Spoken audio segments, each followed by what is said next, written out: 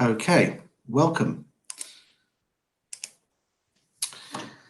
My name is David Thompson. I am the event director for IBTM World, and today I am so excited to be interviewing the author of the IBTM World Trends Report, which has seen a record number of downloads beyond any other year of the event running, which just shows the appetite that we all have for reliable and well-researched information during a time of extended uncertainty.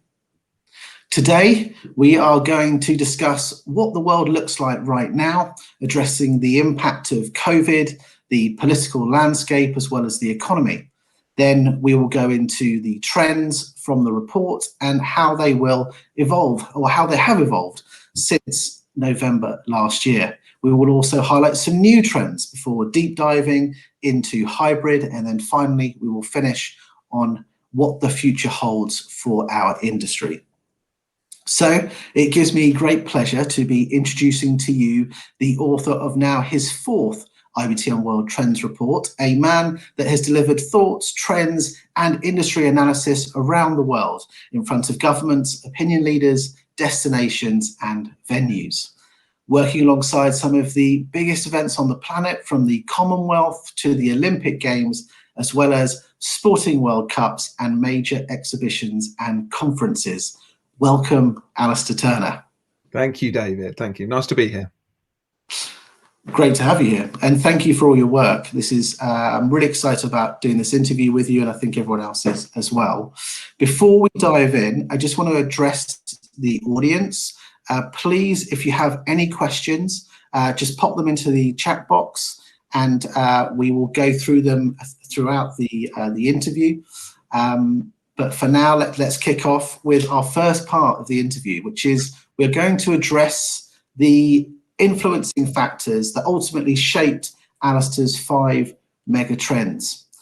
Those factors were COVID, the political landscape, and the economy. So, Alistair, if I could start with addressing COVID and looking at where we are now, what is the current state of the pandemic, and how is it going to affect the meetings and the events industry in the foreseeable future?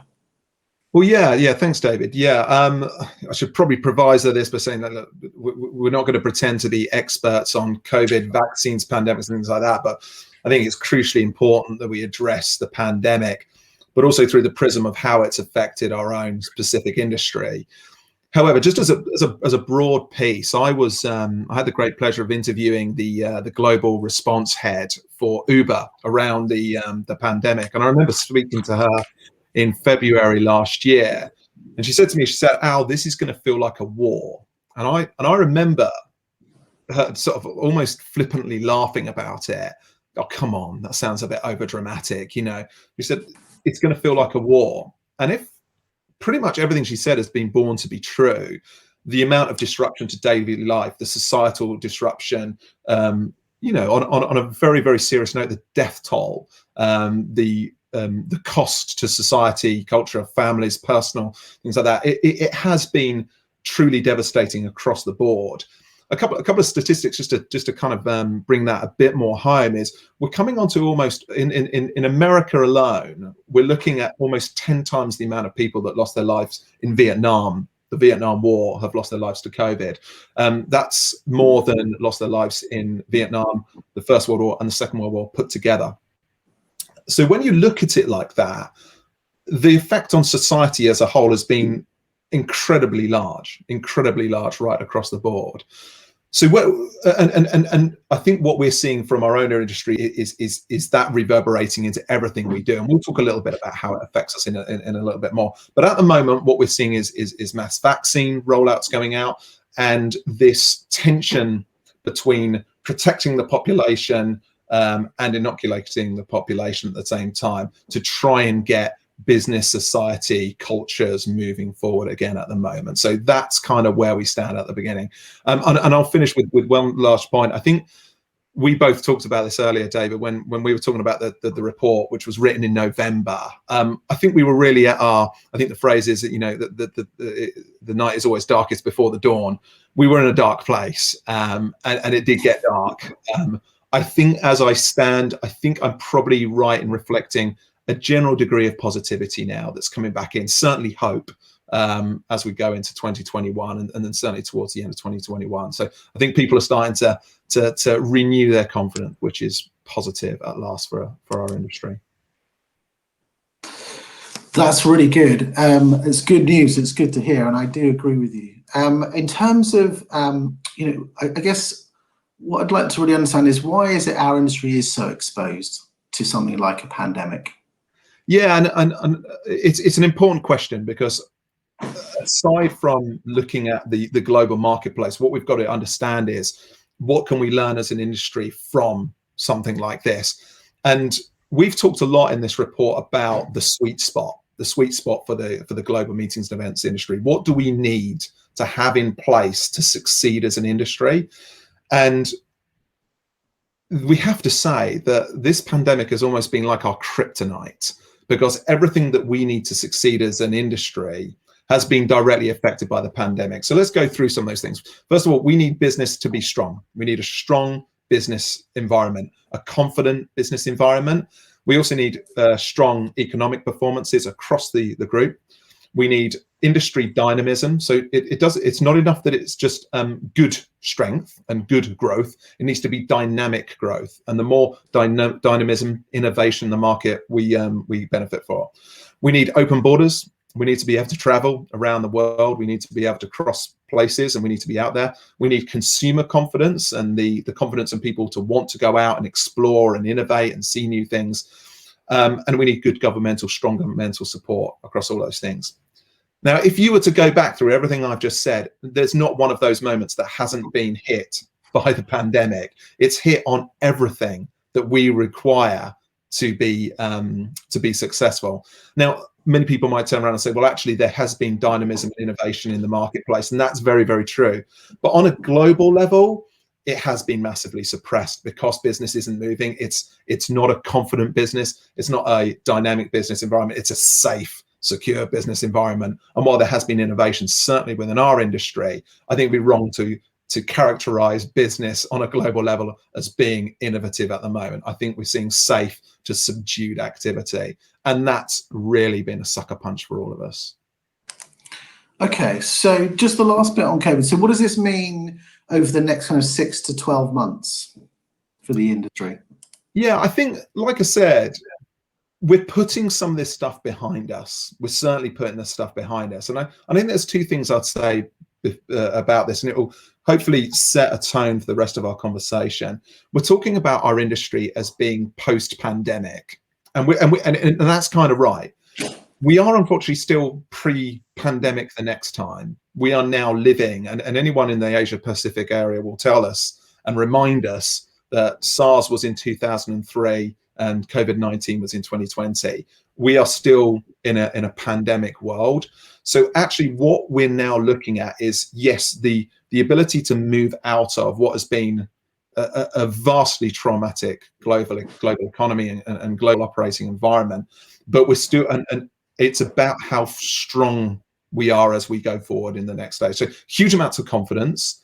We're going to talk about demand a little bit later on, so some pent-up demand, but also maybe a bit more healthy wariness, a bit more tighter in terms of how we run our industries, about our business. Maybe that skepticism and doubt is probably going to help us a bit and maybe make us a little bit stronger. But maybe we need to talk about that a little bit later on. Okay, yeah, sounds good. So we've talked about COVID. Another key influencing factor was around the political landscape. Now, a lot has happened between November and today. So could you talk to us a little bit about the political landscape, how it's evolved, and then why it's influenced your decisions around the trends that you've chosen? Yeah, and I think we'll go on to talk about the trends in a bit more detail, but what these trends are about is what economists call global blankets, things that trends that wrap around the world like a blanket, that influence every part of society. And we'll talk about what they are, but we see them reflected in major global events. And I think, again, going to North America and specifically the US election, we are seeing some of those trends played out directly in and amongst that area. So things like sustainability, diversity, and inclusion. If you take the American election, it's pretty much been fought on those two trends, as well as others, but they have been really important in terms of how that happened. Now, what that means is that the results of those elections have an influence on the wider consumer world. They have an influence on, especially something as big as the American election has a big influence on global activity. And even again, if you just look at the new presidential administration in America, you know, two of the first things that have been done are around diversity and inclusion and bringing the country back into the Paris Agreement. So what that does is it reflects on that trend, and that trend reflects back. But it also, very quickly, it's changed the nature of a territory like North America. Confidence, business confidence, things like that have started to change around. Especially America's connection with the rest of the world has changed as well. And I think they're major things that are happening at the moment. And again, they reflect the trends, but actually they show us why this report does look at things like politics. Okay, thank you for that. And then there was one final piece I'd like to hear a little bit about, which was around the economy. And I think that the term you used was create quite a visual mindset, which was around crashing economies and how they affect the behaviour of people. And so I was wondering, I guess, two things really. So first of all, has the global economy already crashed, or are we still waiting for that to happen? And then secondly, how does a crashing economy affect someone's behaviour, and then what does that mean for, you know, the meetings and events industry? Yeah, no, great questions, and I think you're right to separate the two. So let's go with the first one. A lot of the data that we take is either from the Economist Intelligence Unit or the International Monetary Fund that look both at where existing economies are, but then project as well. And across the board, the majority of the damage has been done in 2020. And the two things that those reports are looking at is, first of all, against projections, how bad or has that economic damage been? And secondly, how quickly would recovery come, and how big would that bounce back into recovery be?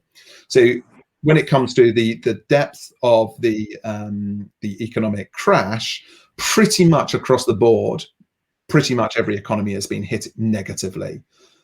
The good news against that, is some countries have, one country, China, has actually shown a small growth, but against, you know, the previous performance, it's vastly below.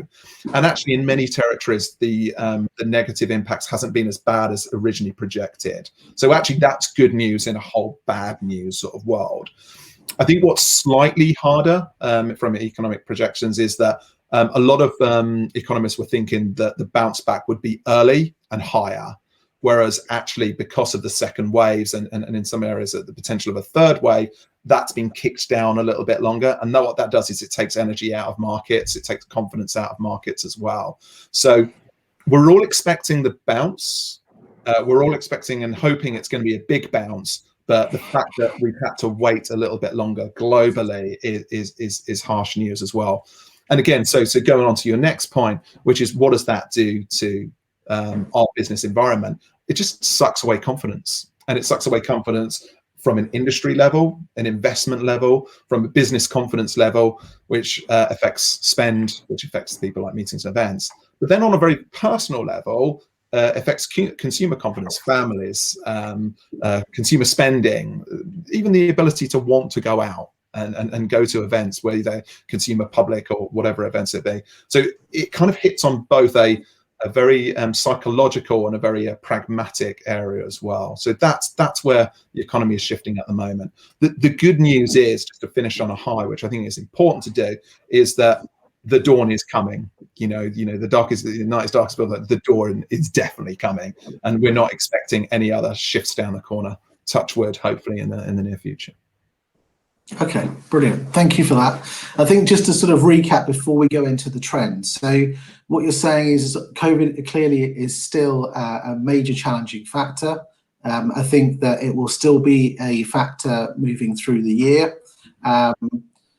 the political landscape has brought confidence in certain regions, and the economy we our hope is going to start to rebuild in the coming months. So there is some positivity there. So let's move into the trends. So could you remind us of the 5 mega trends that you spoke about in the report, but also explaining how each one is affecting what we do in the meetings events industry, and maybe touch on a couple key ones from the 5.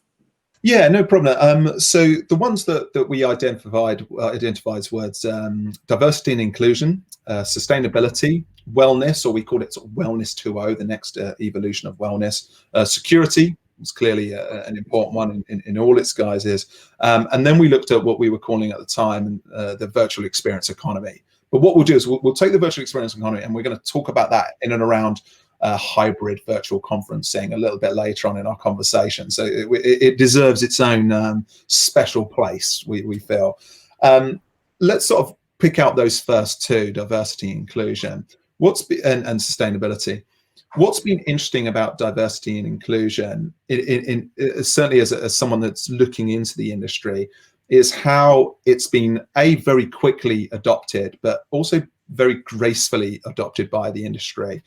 Obviously no pushback, pretty much across the board. Everyone agrees that it's the right thing to look at. And I think there's been an intelligent conversation about diversity and inclusion across the industry, not just in terms of looking at ourselves as professionals and as a profession and how well represented we are as either suppliers or creators of events, but also the other side of things, which is about how are we reaching audiences? Are we inclusive in our ability to reach audience of every inclusive nature, basically? Are we able to be completely inclusive in the audiences that we reach? And I think we get to see what's going to happen around that, but I think the conversation is a smart one. So it's not been dramatic. It's not been huge campaigns and promises and things like that. It's been accepted and rolled out in an intelligent way. And I think, as someone who's a big cheerleader for the industry, that's been really, really nice to look at. The second one is sustainability. It's worth sort of touching on as well. And I mentioned, obviously the new administration in the US, but we've also had President Xi in China committing China to carbon neutrality by 2040 as well. And I think when we talked about sustainability, we said it's going to be big. In fact, we said it's going to be huge. I don't think by the end of 21, we still would have got that right in terms of just how big it's going to be. I think we knew it was going to be big, but it just appears to be changing the very fabric of the way the world is being run at the moment. Even in something as devastating as COVID, which is taking over everything, sustainability still continues to breathe and continues to have its effect. And I think there's something, again, we'll probably touch on a bit later on, is about who sustainability talks to in terms of the next generations of audiences, the maturing nature of audiences and organisers and corporates, and how political, business-wise and citizens-wise that's crossed the board. But sustainability, I don't think we could have got anywhere near just how big it's going to be as we look back on 2021. Yeah, very true. If I could just go back to diversity and inclusion, because I just wanted to ask you, it's something that I'm sort of working on myself, which is, what does the evolution of diversity and inclusion actually look like? So if we were to look at success in 12 months time, what would that really look like? Yeah, and I think we need to wear our 2 hats here. I think the events industry, by its very nature, has a responsibility to be able to reach every part of society. I mean, it just has to. That's what good events do. They need to be representative and they need to reach. And I think there was some concern within the industry as this mega trend sort of came to the fore, that perhaps we weren't being inclusive as in terms of our reach. Were there enough events, or were there enough event marketeers being able to talk to every area of society? And I think if we're able in 12 months time to look back and say, actually, we've moved the dial a great deal on that particular area, then that's going to look like success. And I think primarily, that's really, really important. I think the second one is if we walk into rooms like IBTM, or look at ourselves as event professionals, as hirers, as C-suite executives. Are we doing enough to make sure that we as an industry are inclusive as well, on the boardroom level, in the C-suite, but also are we attracting talent from across society? And I think why I think I talk about that being an intelligent conversation is because there's great empirical evidence about why a diverse and inclusive workforce is better than one that isn't, because it's not only is it more profitable, it makes more money, but it reaches new audiences by its very nature. And I think, again, we need to be a beacon of that, as, you know, let's face it, as a modern industry, as a global industry, as one that reaches people. And I think we need to look and practice what we preach as well. Okay, brilliant. Thank you for that, Alistair. We're going to move on to some new trends that you have spotted in the last 3 months. But just before we do, I just wanted to address the audience again. We have a polling question that will lead into a conversation a little later. The question is, what will the future focus for the meetings and events industry be? So if you can take some time now to answer that question, and then we'll address those answers a little later. So to focus on new trends. Okay, so yeah, how about some areas that you've seen emerge over the last 3 months, or maybe they emerged a little earlier, but you didn't spot them? Yeah, thanks, David. Yeah, no, and you're absolutely right. What did they say? Trying to predict the future is a fool's game, and we're certainly not infallible to that. So I'm going to talk about one that I think we got but didn't quite get, if you know what I mean, and one that we missed. So I want to talk first of all about risk, because I think it's a really, really important subject that, like I say, we mentioned in the report, but I don't think we really understood how significant it would be. I think the significance of it is growing as the corporate market begins to engage once again in meetings and events. And it's kind of along two lines. First of all is the risk, or the industry needs to de-risk itself if it's going to really engage corporates and businesses, to encourage itself to do that. And in the past, one could go to a destination or a venue, and that destination venue would be very happy to take the risk out of the event by saying, we can look after you. You know, if something bad happens, we can look after you, we can take on the liability. That's really difficult in a post-pandemic world now. And what the market needs to work out is how much can they take on those liabilities, and how much can they take on those risks, and how much have to be passed off. And that's a big subject of discussion. There's also, in a post-pandemic world, but also one that understands that our events can be hit by everything from ecological disasters to political problems to God knows what else.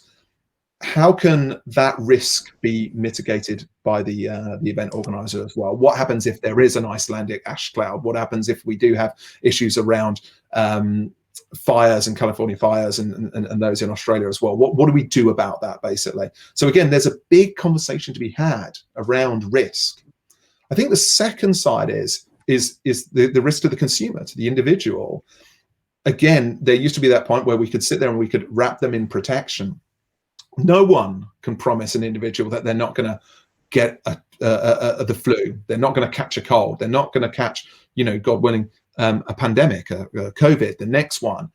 It's a tough promise to ask. So I think what's increasingly going to happen is event organizers and corporates are going to have to pass that risk back onto the individual and say, we can protect you so far, but we can't protect you all the way. So I think this idea of de-risking events from political, global, ecological risk, de-risking events in terms of their commerciality, where they take place, and de-risking events in terms of the individual are a big part of things as well. So I think risk is something that I think will steadily grow as we go through the rest of the year. The second part that we did miss was what's called localization, globalization as well. And it's a really interesting one. And I think this is one that we missed, but actually is actually really, really interesting to an IBTM audience, who will probably tell us all that actually we've been doing this for a long time, and they'd be right. But increasingly, the world has become very insular in its view. We've all gone local. We've all gone community driven, and that's a great thing and an obvious thing to happen during something like a pandemic when we're all being told to go local. But actually, even some of the green routes and the grassroots that I'm seeing across more in the UK than other places is that businesses are looking to go back to their roots. They're not looking to be big travelers. They want to remind everyone about where they came from, and to have their events in the place where they were born, so to speak. And that's a very localization route. And I think we're going to see that more and more as we go through the year. But on the flip side to that, we've got this massive global network where more people are aware of what's happening in China than ever was before. More people are aware of the vaccine movements of Israel and how well they're doing out there than there ever was before. We all know where Wuhan is. We all know where all these other things. And while we're incredibly community minded, we're also aware of this huge global world that we live in. And actually that's quite reflective of the events industry as a whole. We're very good at being local. We're also aware that we're part of something bigger. And a good example of that is, again, in the incentive world, I'm seeing a number of businesses that are trying to negotiate that balance between operating on a global level and bringing global people together, but identifying very specific localities, cultures, wanting to be more closer to the local economies and the artisans and people like that, and not buying big or buying bulk and things like that. Okay, thank you for that. We're going to move into the next part of the interview, which is around one of the most sought after topics, I think, for this year, which is hybrid. I do want to address the poll. So it looks like, so the question was, what will the future focus be for the meetings and events industry? The options were live, virtual and hybrid. And Alistair, you were right, 81% have said hybrid. Well, hey, look, I mean, maybe we cheated a little bit in our question asking there, David, but I think, look, I think what's really interesting is I think most people, hybrid's a nice safe place because it's a bit of everything, right? So why wouldn't it be? And I think maybe what the industry needs to look at as it goes forward is how hybrid we're going to be on a score of 1 to 10.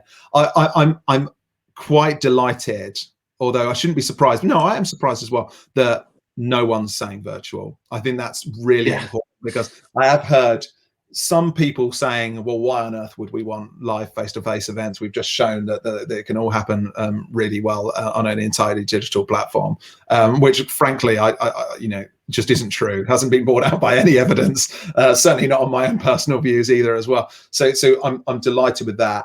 And I think it's good that people are still seeing live first as well. So I think this is a healthy response as far as I'm concerned. It shows the wisdom of our audience here, David. We should be pleased we've got the right people on the session. This is true. So I think they'd be very interested to hear your thoughts really on I guess the future of hybrid versus the live experience. Yeah, so let me have a little run at this. Just attach the de-risking as well. What we've got to understand is, in the past, hybrid events has been born out of opportunity. MPI actually have been talking about this for around 10 years, the opportunity of hitting what they called back in the day the out of room audience. And they've been talking about this for a long, long time. We've had this influx of fantastic tech companies that have given us the opportunity to hit people outside of the room on seamless platforms and things like that. Opportunity. What we've also got is threat. And without being too cynical, often this corporates are driven as much by threat as opportunity. And the reality is, because of what we were saying before, global pandemics, natural ecological disasters, all sort of things that can now hit an event, hybrid has become a really good way of de-risking an event, to hedge one's bets. So that wonderful word that we've all been using for the last 12 months, one can pivot.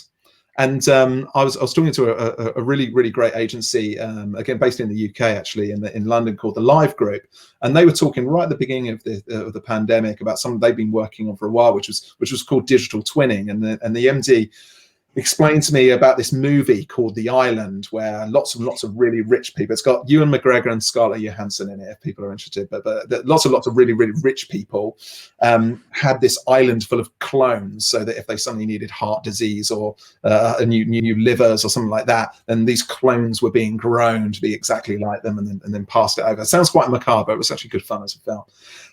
And I think I like that analogy, because what it does is it shows two concurrent things being created at the same time, and the opportunity at a very short space of time to switch either way. And I think that's a really nice way of looking at how hybrid works, both as a risk or de-risking the event, but also the need to build two specific events with two specific agendas, and to understand actually that they need different resources and different skills to create. And one of the things that I've been looking at quite a lot of, and again this started before the pandemic but has been supercharged, is how agencies and also venues have changed to meet that. Now, unfortunately, a lot of our traditional event professionals have lost their jobs around the pandemic, but almost perversely at the same time, many of these agencies have been busier than they've ever been before, and have been recruiting people from predominantly broadcast areas, ABC News and CNN and things like that. They've been recruiting people because they understand that they need to have a live event element, but they need to have broadcast capabilities and skills. And I think the fun stat that I remember talking to someone about is, this idea that in the same way as one might have a famous, ex-president speaking on stage like Obama for $150,000, they could also have at backstage Steven Spielberg directing it for the same amount of money, because they understand that live proponent and that broadcast proponent is equally as important. So I think that's where I see the live hybrid world sort of fitting in. Okay, good stuff. As someone that is organising a global event, do you? I'm still trying to learn about good examples in the industry. So, do you have any examples that you could share with us? Yeah, I have to be careful because I'm not always allowed to name the examples, but I think one that's out there, right, that I think we all know, because they're a bit of a poster child of what a great event looks like this. And also I've been lucky enough to work with a lot of people involved in this event. Is one called Cisco Live, that has been well reported on and is an amazing event. And I don't have the latest figures on me at the moment, but I think the last time I saw some figures around it, it was between 15 and 20,000 people are attending that event. But actually they were reaching an audience of somewhere around 38 million people. And this is a great statistic and a great fact, because what they were able to do is create such a resonance in the room, and this is a transient event, such a resonance in the room that it was able to expand out. And I think the other analogy that I think is relevant around these sort of conversations is live sport. I like live sport. So, when I'm watching the rugby or football, yeah, okay, I'd rather be there because I want to soak in the experience and watch the game. But actually, they can only get 90,000 into our biggest stadium in the UK, but that same amount of people will be watched by millions and millions of people around the world. And the opportunity or the challenge is to try and get that experience in the room to be as perfect as humanly possible. So like Cisco, it resonates, but also to try and bring that digital experience as close as possible to add as much value as possible to what's going on in the room. Now, our survey shows us what I think is right is that actually being there live will never be replaced, because it is so impactful, and also it acts as a trigger. But it also shows that there are some really smart people working really hard to get that out of room experience so good that actually it doesn't threaten the quality of what's going on as well. But Cisco's a really good example of a great event like that. Great, thank you for that. Yeah, no, I think for me, it's about the live experience. It's all about the live experience. So when we bring digital into it, it's got to make you want to be at the live. It's got to, encourage you to want to be there. So, but yeah, I am leaning towards the 25% person. I think a couple of your exhibitors, especially in the tech area over the last few years, were a big part of the FOMO sort of movement. So this fear of missing out, this idea that what's happening in the room is so critical that actually all those people that are watching outside of it are being marketed to, because they're all wishing they were going to be there next year. And again, we see this when we're looking at events on TV and things like that. There is this huge amount of, I've got to be there next year. I want to be there next year, basically. And I think that's great event marketing. That's what events are about. Absolutely. Okay, so we're going to move into our final section of the interview before we then go into some Q&A. So the future. Alistair Turner, do you have a crystal ball? Are you able to give us some insight into maybe some of the longer term predictions, on the importance of live, face-to-face events? Yeah, I mean, I think there's a couple of things here. No, I haven't got a crystal ball, and I reserve the right to be wrong from time to time. But I think what we're seeing, and I think it was. I tell you what, just to take a step back, what was really interesting about pulling this report together is that you start off from a position where you have no idea what's going to happen, and that nothing like this has ever happened before. But what you can do is you can take pieces of experience from what's happened in the past and look at how the industry reacts to them. And a good example of that is around the recession of 2008, 2009, the global financial crash. And I think what happened around those areas that I was really interested in was actually in the world of hospitality and corporate events, corporate incentives. And what was happening is lots and lots of businesses were told they weren't allowed to spend on corporate hospitality and things like that around big golfing events and things like that.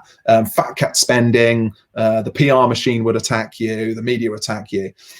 And this became a very clear tension between businesses that had an urgent need to spend time with their customers and the PR threat that would bring.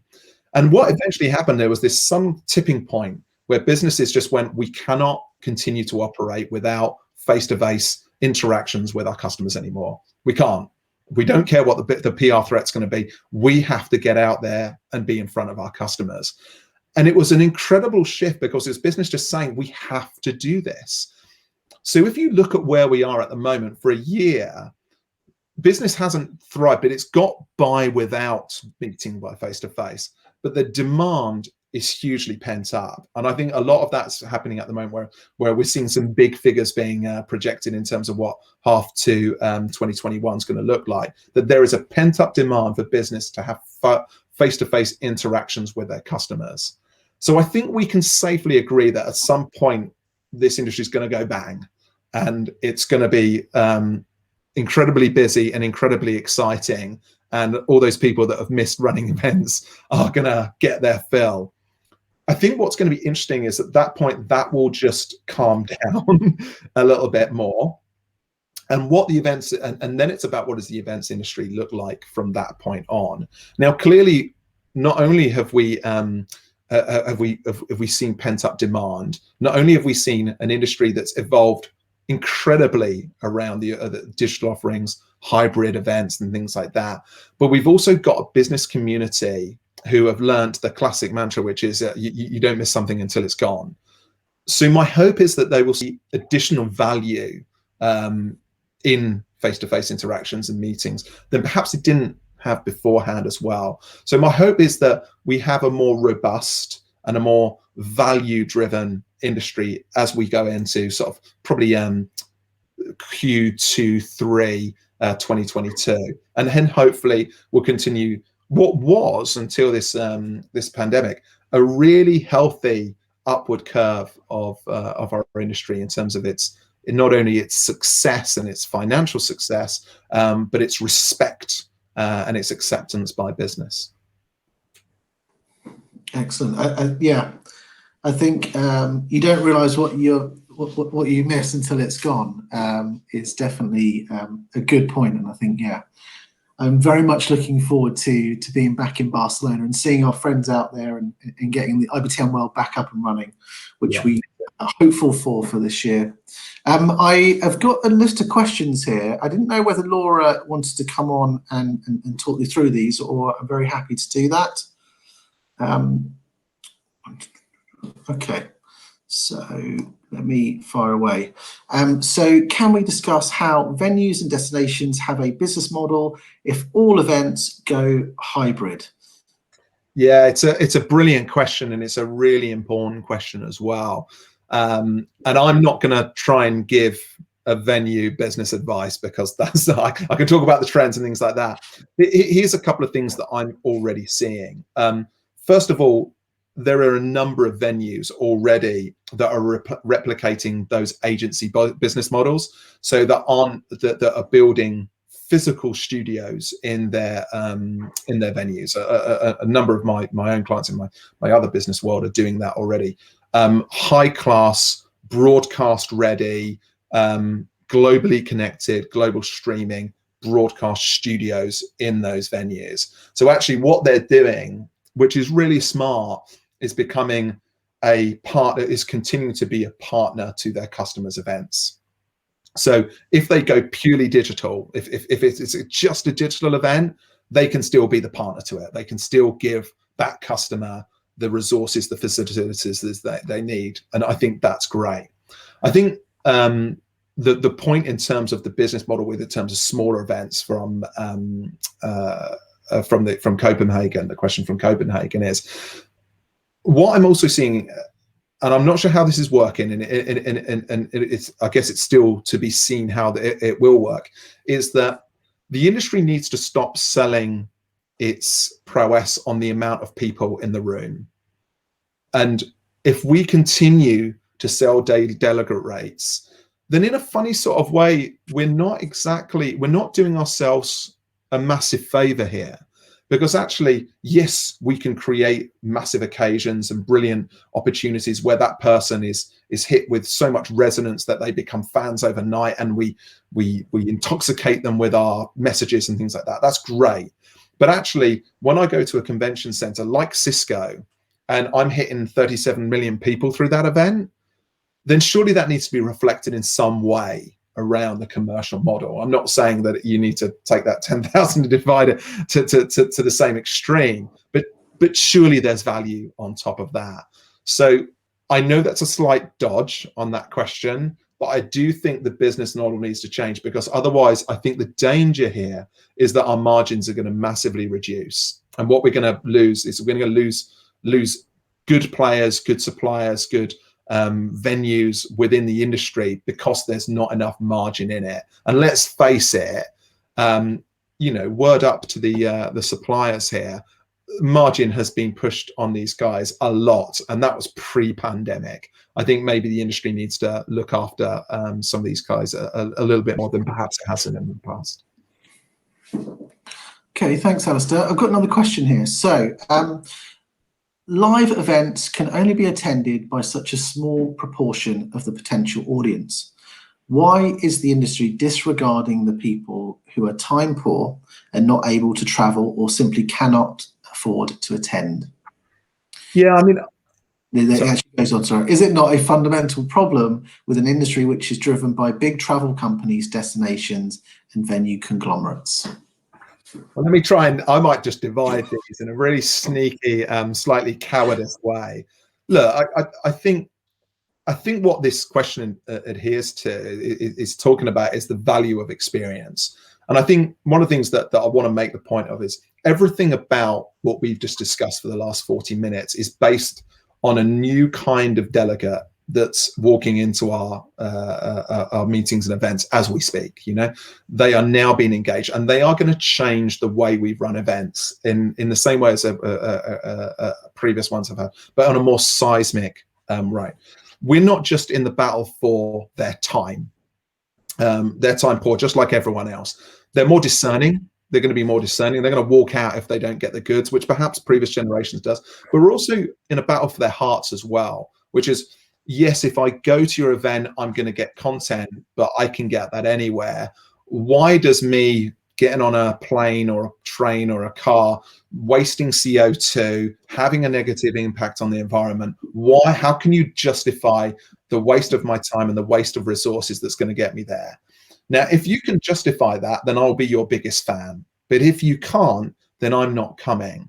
So I think what this is about is trying to give those guys the right sort of incentive before, after, and during when they come into the events. So I think this is about value in terms of what the events industry is giving them, if that makes sense. It certainly does. So that's all the questions. Just looking at time, we've done sort of 45 minutes now. So I thought maybe we could wrap it up with a final word from yourself, Alistair. And I guess it's maybe giving the audience, what are some of the key takeaways from the last 45 minutes? Yeah, no, I just want to underline that point about centennials and millennials. One of the things that really resonate with me is that the average age of the population of the planet Earth is dropping quite rapidly. The average it's around 37, and it's going to drop again to around 36. The average population in Africa, which is our sleeping giant at the moment, is 19. So what we're going to see is a huge amount of young people coming into the workforce on a global scale. What we're also seeing is one of the most disruptive demographics is the millennials, and we all have fun with millennials, don't we? But they're a massively disruptive demographic, but now they're decision makers. They're not just junior employees, they are decision makers. They are making decisions about business policy, about procurement policy. They're running their own events. They are here to say. And I saw this fantastic piece of research which was about how influenced centennials are by millennials. And what it shows me, and what it shows, I think, anyone that looks at demography, is that there is a tone that is entering the events industry at the moment. We all know this, by the way. This is something we're seeing going, but it's going to get supercharged. It's why sustainability is so important. It's why diversity and inclusion is so important. It's why, actually, when we look at those trends, we add on wellness into that as well, we've got these soft emotional triggers that we need to get hold of. Transformative travel, purpose, all of those things are affecting how the events industry is operated. Now, if we go back to the beginning when we were talking about COVID and pandemic, there's no doubt that this has brought people together on a community level, on a global level, but on a very much a emotional level as well. We're all feeling a lot more connected than we are. So there is a tone out there that the events industry needs to watch and react to. And I think in the past, if I was going to be really nasty about our lovely industry, we've sometimes missed it. We've asked people to jet around and come to meetings and get supercharged with education, then fly to the next place and do all this sort of stuff without actually giving them opportunities to sit, to learn, to soak in culture, to understand what's around them. It's always been about message, launch, sell, buy, things like that. And I think what we're going to see is a calming sort of approach, one that's about values and ethics and giving back and things like that. And I think as an industry, we're ready for that. I think we're good at it. I think we're ready to go on that sort of thing. B, we can be a great proponent of it as well. We can practice what we preach and share that. But we will also be victims if we don't get onto this as well. And you will see events suffer if they're not able to, like I said a couple of minutes ago, understand that we're not in the battle for their time, we're in the battle for their minds as well. And I think that's where we stand as we enter 2021. Okay, fantastic. I would suggest wrapping this up, but there has been a couple more questions that have come in, and I just don't want to miss the opportunity whilst we're here to ask you. So can we just jump back into a couple of questions, if that's okay? Yeah. Of course. Yeah. Okay. So first of all, what date do you think will be the start of international live events in Europe? No pressure. Yeah, I mean, we talked about predicting the future being a fool's game. Look, being really honest, I just don't know. I mean, I'm thinking it's half two, the second half of the year. I think we can be fairly certain about that. I think a lot of this is about different nations being able to work their way through it.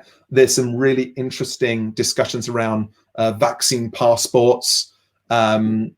Certainly, if you're looking about Europe, there's a lot going on there with these vaccines at the moment, which we haven't got time to go into. But there's a lot of disparity, and there's issues around there.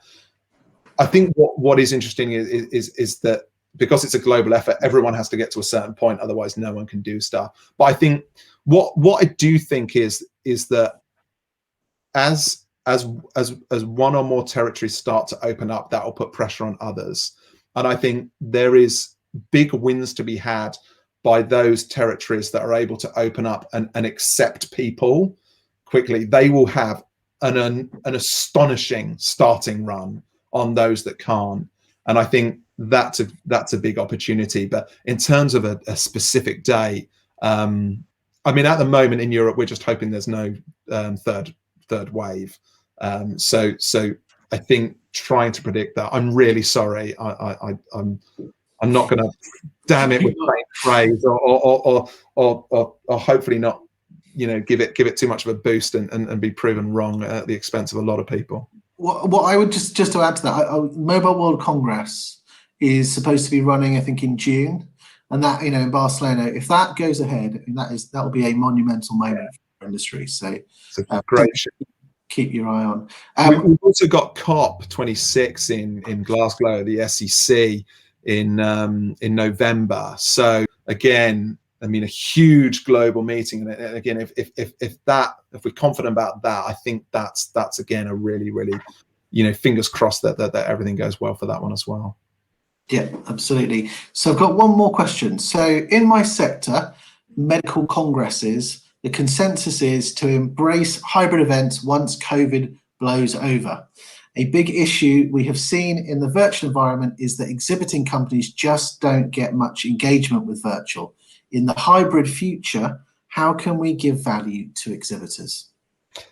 This is a really interesting one, and myself and David, we've been talking about disruption, haven't we, a little bit, and we're trying to work out, in my own mind, I still haven't got my head around understanding that the level of disruption has either been so seismic that we couldn't predict it, or perhaps so predictable that there's some X factors.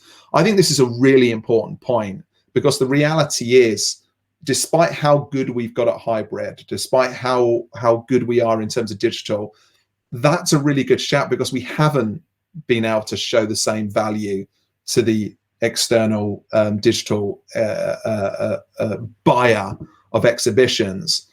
And I think that's something that we have to innovate around. I think that's an area where we need more innovation, because the reality is this goes to the core of all events, is that they have to offer value. They have to offer value to not just the attendee, but to the person that pays for it, which is very often a business or a brand, right? So they need to offer value. And again, if we can't cover that, that's another reason why face-to-face will continue to be the future, but B, why hybrid won't be able to move as fast as possible. So I think it's a big hole in the game, and I think there needs to be lots of innovation around that, because otherwise we won't move forward in the way that we want to. I mean, for just on that, IBTM World really did deliver as best as we possibly could for our exhibitors, and we stand by a kind of a net promoter score, a rating, a customer satisfaction rating, and it scored equally to the level of the physical event, actually. Obviously, it was because of different environments that they were in. But the reason was because when we looked at IBTM World, we looked at what is our core value proposition. And it's easier for us because we can very clearly see it. There's a key thing around the hosted buyer program. And so there's a requirement for our exhibitors to engage with our buyers.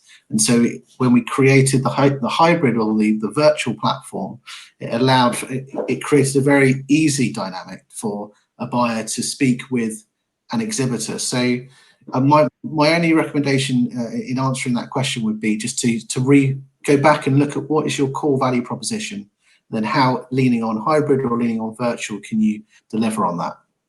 I also think one of the things that I think about great exhibitions is that there is an urgency amongst the buyer.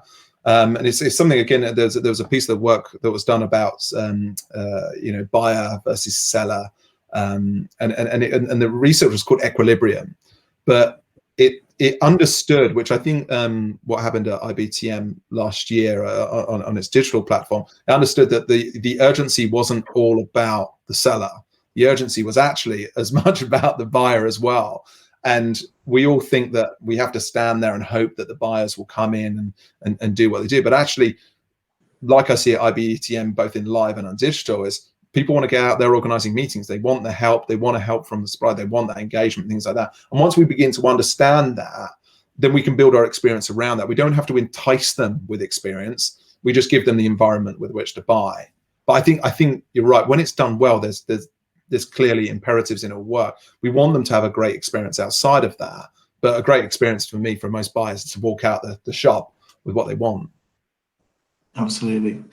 I think that is all the questions. So yeah, look, thank you. We've overrun as well. So thank you Alistair, thank you so much. It's so interesting talking to you. The work that you've put into delivering this report has has been recognised not only by the industry, but very much by myself and by the IBTM team as well. So thank you so much. Thank you, audience, and everyone for listening. And we will see you, I think, next week. Thank you. Cheers. Bye now. Bye.